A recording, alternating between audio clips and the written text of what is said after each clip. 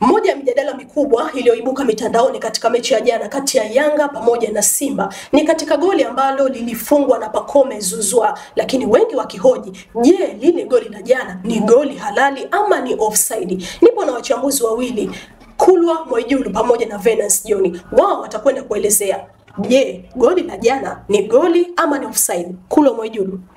Kwangu mimi ni offside. Kwa nini hasa ni offside?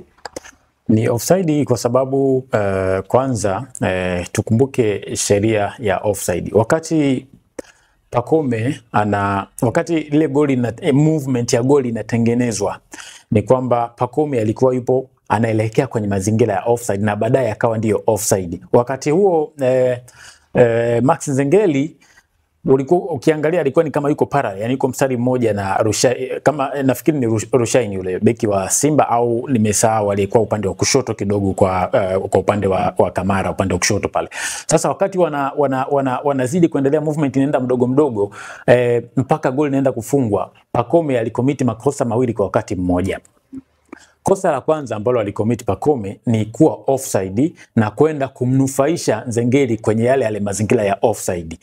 Kosa la pili ni kufanya obstruction, yani kwenda kumzuia Rushan Deriuk wakati wa kwenda kufunga lile goli. Katika mazingira ya kawaida ni kwamba tufanye mwamuzi msaidizi alijichanganya kuto kutambua kwamba yule bwana ni offside au la. Lakini sasa kosa la pili lilikuwa ni la nini? La kufanya faulu kwenda kumzuia, bado kimsingi ilikuwa inatakiwa Simba wanufaike na kuzuiwa kwa nani? Kwa Rushan Deriuk. Kwa katika mazingira tu ya kawaida ni kwamba goli imefungwa katika mazingira ya makosa mawili. Moja ni offside ya Pacome, mbili pamoja na kwamba hakufunga yeye moja kwa moja, lakini akamnufaisha Nzengeli baada ya kwenda kumzuia Rushan Deriuk kushindwa kuokoa ule mpira. Kama utaangalia vizuri kwenye hiyo picha hapo, inaonyesha kabisa kwamba wakati anajiandaa kutaka kupiga ule mpira kuokoa Rushaini, alizuiwa na Pacome.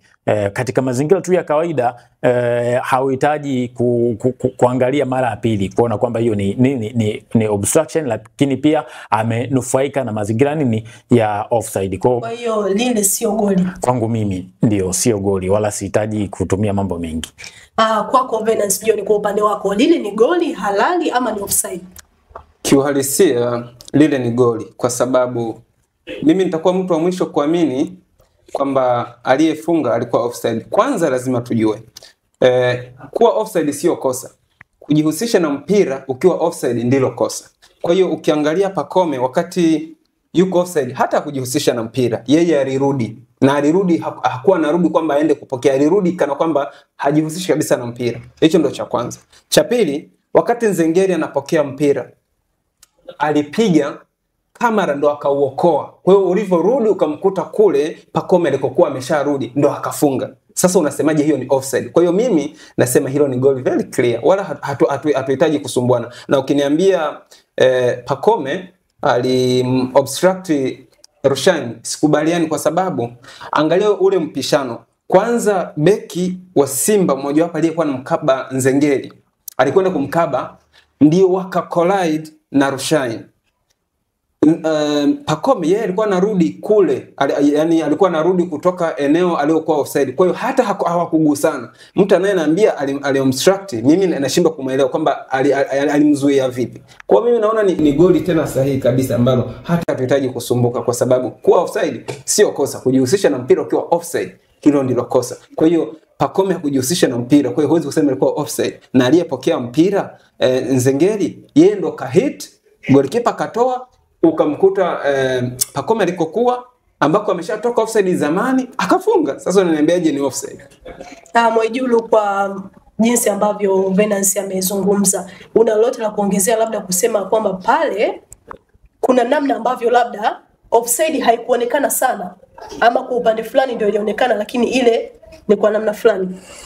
Ndio, unahitaji kuwa na akili ya ziada kuelewa hiyo scenario. Ni kwamba mazingira ya offside baadaye ukiangalia ni kama alikuja kuwa kuvunjwa baadaye, wakati hadi Pacome anafunga tayari haikuja kuwa tena offside, ila wakati movement inaanza Pacome wakati Nzengeli anaondoka na ule mpira kwenda anaenda kumfesi Kamara, Pacome bado alikuwa yupo kwenye mazingira ya offside. Sasa wakati amefika ndo wako pale, Pacome kazi yake kubwa ilikuwa ni kuhakikisha anamzuia nani? Anamzuia Rushaine De Reuck, na alifanikiwa kwenye hilo. Ndo mara mwisho wakati Rushaine anataka ukoe ule mpira Pacome alikuwa ashamzuia, lakini Nzengeli alikuwa ashapiga ule mpira umeshafika kwa Kamara. Kwa hiyo mazingira ya offside ni kama alivunjika, lakini kosa lilikuwa limebaki la Pacome ni kumzuia nani? Kumzuia Rushaine wakati tayari alikuwa kwenye mazingira ya kuwa offside. Kwa baadaye inaweza ikatafsirika kama offside ilivunjika, lakini kosa kubwa ni kumzuia Rushaine. Sasa mazingira kama hayo hata hahitaji kuendelea kubishana wakati yako wazi kabisa. Ama mtu unaweza kujiuliza ikiwa Rushaine hakuzuiwa kwa nini haidondoka? Bila shaka ukunisikiliza vizuri. Nimesema hivi, wakati mpira unapigwa, wakati yeye anatoka eneo la kuotea, wakati Rushaine alikuwa ana intention amfuate Max Nzengeli alipo. Na kuna beki mwingine wa Simba naye alikuwa anamfuata Max Nzengeli. Yes. Wale ndo walikolide kwa sababu Nzengeli baada ya kuhit Rushaine akataka kutokea kumkabia kwa nyuma, ndo akaanguka, alipelea akaanguka. Sasa ukiniambia alimblock Pacome hakuhusika vyovyote. Na bahati mbaya sana sisi tunasumbuka na tumepewa engo moja ya kamera. Lakini ukipewa engo nzuri ya kamera utakuja kugundua kwamba Pacome hakugusana hata kidogo na De Reuck. Kwa hiyo nafikiri tu ni namna tunavyotaka kuhalalisha kwamba kuonesha kwamba marefa wetu yani hawa qualify, lakini lile ni goli halisi. Kwangu mimi nasema ni goli halisi. Utabaki kusema tu goli halisi kwa jicho lako, lakini vile vile kwa jicho langu na kwa kile ninachokiona, hata mtu mwingine anaweza kuzungumza, ni kwamba hakukuwa na mgusano wa hata kidogo, pengine hata shati ama tisheti kati ya Karabou Chamou pamoja na Rushaine De Reuck, lakini mgusano wa hadi Rushaine anadondoka ulikuwa ni baada ya kuwa amezuiwa na Pacome. Tena alizuiwa kwa kutumia kiwiko cha mkono wa kushoto na eneo la mwili wake kwa upande wa nyuma. Kwa hiyo naomba nikuulize, kama alifanya obstruction, inawezekana vipi mimi nikufanyia obstruction mimi nisihame hata kidogo? Kwa sababu kama ni obstruction si utajipiga kwangu. Tayari ulikuwa umeshajiandaa. Hapana. Yaani ulikuwa umeshajiandaa, ina maana iliyotumika ni upande ulishe na upande wa nyuma. Kwa hiyo kilichotumika ni Rushaine kwenda kujigonga kwa Pacome wakati ameshamgadi. Yani alikuwa ametumia guard. Kama alikuwa ameshajiandaa, wewe uliona namna yote ya kukakamaa kwa mwili? Ndio, na ndio maana kama unakumbuka ukifuatilia ile video, Pacome alikuwa anarudi na alikuwa hajui chochote kinachoendelea. Aliyeanguka ni De Reuck, ameanguka peke yake. Pacome hajayumba hata kidogo. Ukiniambia kwamba alikuwa amejiandaa, hiyo nitakukatalia. Fuatilia vizuri, angalia. Kuna mambo mawili pale Pacome alikuwa anafanya. Ni kama alitumia akili ya kujua kabisa kwamba yuko offside, lakini anatakiwa anufaike na ule mpira na alifanikiwa kwenye hilo. Wakati kwenye eneo la kunufaika kwa sababu alirudi, wakati Nzengeli anatafuta nafasi ya kwenda kumuona Kamara, yeye akawa anarudi kuangalia mazingira ya kwamba ikitokea Nzengeli ameshindwa basi apate, alikuwa anaonekana kama anasogea upande wa katikati hivi ili pengine apewe pasi. Kama uliangalia vizuri, ukiangalia aligeuka akawa anaangalia anafuatwa na watu wangapi, akaona mmoja anamfuata Nzengeli ambaye alikuwa ni Karabou Chamou, na mwingine anaonekana kwenda kuzuia nafasi ili mpira usipite, ambaye ndio Rushaine De Reuck.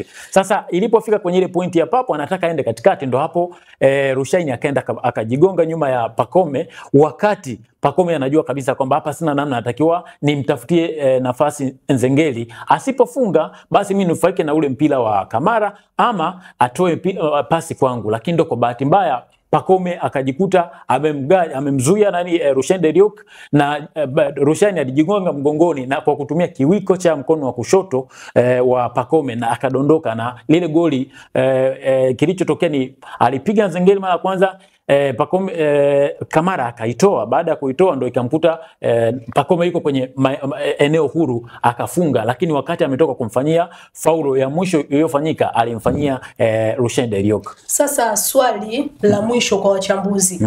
Kila mtu amezungumza la kwake, lakini kuna mijadala mingi kwamba kila mtu mwingine anaona ni offside, mwingine anaona kwamba lile ni goli.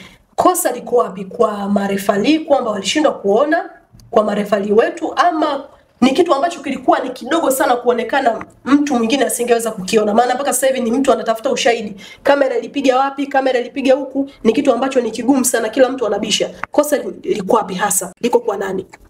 Kwa mazingira ya kibinadamu lazima tukiri kwamba matukio ya aina hii hapa yanatumika kibinadamu zaidi, kwamba hamna mtu wa mwisho ambaye anaweza kawa yupo 100% kuwa sahihi kwenye kuamua matukio ya aina hii. Hiyo mimi sitaki kukataa kwenye hilo, lakini mwamuzi bila shaka mwamuzi msaidizi nambari 1 yule alikuwa ana uwezo wa kung'amua tukio hata moja. Kama alishindwa kung'amua tukio la offside, alikuwa anaweza akamsaidia mwamuzi wa kati ya Rajiga kwenye kung'amua ile obstruction, kwa sababu hiyo sasa hauhitaji kusema kwamba sikuona vizuri, wakati unaona kabisa mtu amejigonga na amedondoka, yani body language imeongea. Bahati mbaya sana yeye mwamuzi wa kati alikuwa nyuma ya msitu wa watu wengi sana, kwa alipomwangalia tu mwamuzi msaidizi nambari 1 anakimbia kurudi kati, akajua hii hapa ni goli. Lakini kwangu mimi lawama lazima nimpelekee mwamuzi msaidizi nambari 1. Nafikiri ni Mohamed Mkono kama niko sawa.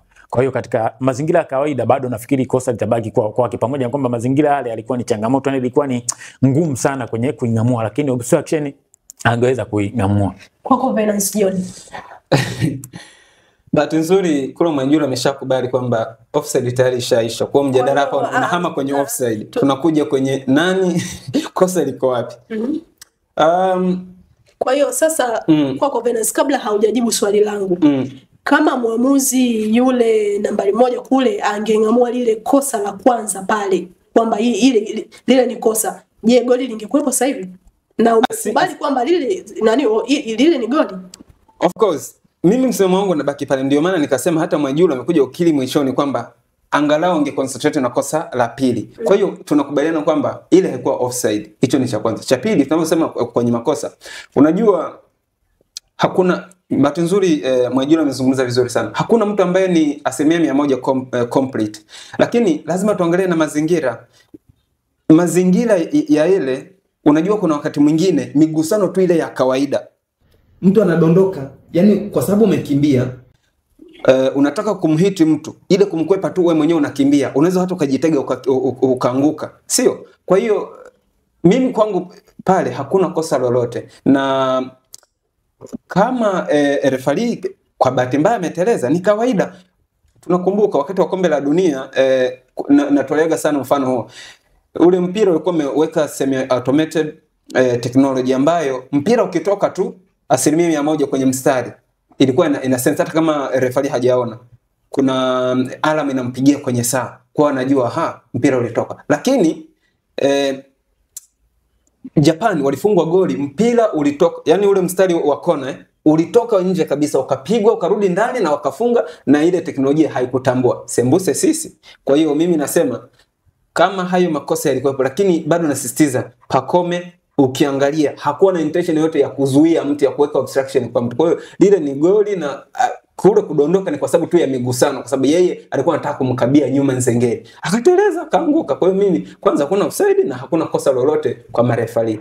Mtazamaji, hizo ni mbilinge za wachambuzi wetu kati ya Venance John pamoja na Kula Mwanjulu. Lakini inawezekana wewe bado una maoni yako, unatamani kuzungumza juu ya goli la jana. Je, ni offside ama ni halali? Uwanja ni mpana.